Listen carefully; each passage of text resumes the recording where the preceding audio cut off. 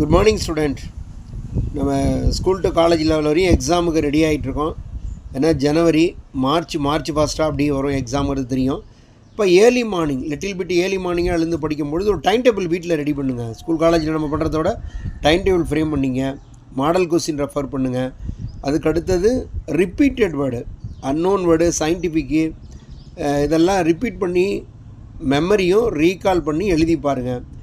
பயம் என்று சொல்லக்கூடிய ஃபியர், வெட்கம் என்று சொல்லக்கூடிய shyness, not interest, not involvement, போதிய ஆர்வமின்மை, இது எல்லாம் இல்லாமல் ஆக்கி நல்ல இருக்கக்கூடிய இறைவன் நமக்கு நல்லா கொடுத்துருக்காரு. இயற்கையான காற்று, காலையில் நல்ல ஒரு இளங்கதிர், அந்த ஓசோனில் லேயரில் நம்ம இருக்கக்கூடிய அந்த காற்றை சுவாசித்து நாம் ஏற்றமாக பெற வாழ்வில் காலை படிப்பு முக்கியம். இப்போ மாணவர்கள் நம்ம எல்லாம் ஒரு ஹாப்பியாக இருக்கணும், வீட்டில் டிஸ்டர்பன்ஸாக இருக்கக்கூடாது.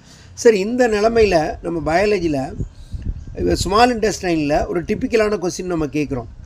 ஸ்மால் இன்டெஸ்டைனில் மட்டும் அது வில்லி இருக்குது, ஏன் ஸ்டமக்கில் இல்லை, இறப்பையில் இல்லை அப்படின்னு கேட்டிங்கன்னா, இறப்பையில் வில்லி ஆப்சண்ட், குடலுறிஞ்சில் இல்லை. ஏன்னா அங்கே அப்சர்ஷனும் அசிமுலேஷனும் இல்லை, உட்கிரயத்திலும் தன்மயமாயிலும் ஸ்டமக்கில் இல்லை. ஓகேங்களா? அப்படி நம்ம ரீசன் கொஸ்டினாக பார்க்கணும். இதுதான் இன்றைக்கி நீட்டு காம்படிட்டிவ் எக்ஸாமில் கேட்பாங்க ஒரு இன்டர்வியூலையும். சரிங்க, அப்போ ஸ்டமக்கில் அங்கே இருக்கக்கூடிய என்சைம் என்று சொல்லக்கூடிய நொதிகளை உண்டு அமிலத்தன்மையில் செரிக்கப்படுகிறது. அப்போ இந்த நம்ம சாப்பிட்ற ஃபுட்டு ரத்தத்துலேயும் நிணநீர்லேயும் என்ன செய்யுது, என்னவாகலை, சாலிபுளாக மாறலை அப்படின்னு. ஓகேங்க, இப்போ நம்ம ஹையஸ்ட்டு பீக் லெவல் உயர்ந்து இருப்பது உயரமாக இருக்கும் போகணுன்னு விரும்புகிறோம். அப்போ அதிக உயரத்தில் நீண்ட நாள் வாழ ஒருவரின் உடல் எவ்வாறு சரி செய்யப்படுகிறது அப்படின்னு பார்க்கும்பொழுது, கடல் மட்டத்தை விட நம்ம மேலே வளிமண்டலத்தில் செல்லும் பொழுது அங்கே நமக்கு லேக் ஆஃப் ஆக்சிஜன், மேலே போக போக என்ன ஆகுது, ஆக்சிஜன் குறைவாக இருக்குது, பார்ஷியல் ஆஃப் ஆக்சிஜன். அப்போ அதனால் கிட்னியில் இருக்கக்கூடிய எரித்ரோஃபைட்டின் ஹார்மோன் ப்ரொடியூஸ் ஆகி, நல்லா கவனிக்கணும் அந்த வேர்டு, கோட் வேர்டு எரித்ரோஃபைட்டின் ஹார்மோன், அது எலும்பு மஞ்சையில் ஸ்டோர் பண்ணுது. இதுவும் ஒரு ரீசன் கொஸ்டின். நெக்ஸ்ட்டு வென்ட்ரிக்கல் சுவர் ஆரிக்கலை விட தடித்திருக்கு, காரணம் பேப்பலரி மசில்.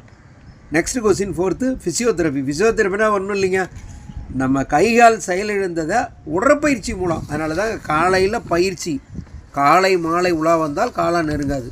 இப்போ இதுதான் ஃபிசியோதெரப்பிக்கு நல்ல எக்ஸாம்பிள். கைகால் பயிற்சி கொடுப்பதான் இப்படியே சொல்லிட்டு போகலாம். ஹீமோக்ளோபின்னா என்ன, இரும்பு பெரஸ் நிலைமையில் இல்லாமல் ஃபெர்ரிக் நிலையில் இருப்பது தான் மெட் ஹீமோக்ளோபின். சரிப்பா, கண்ணு ரொம்ப முக்கியம் இல்லையா? கண்ணை பார்த்தே நம்ம 80% நம்ம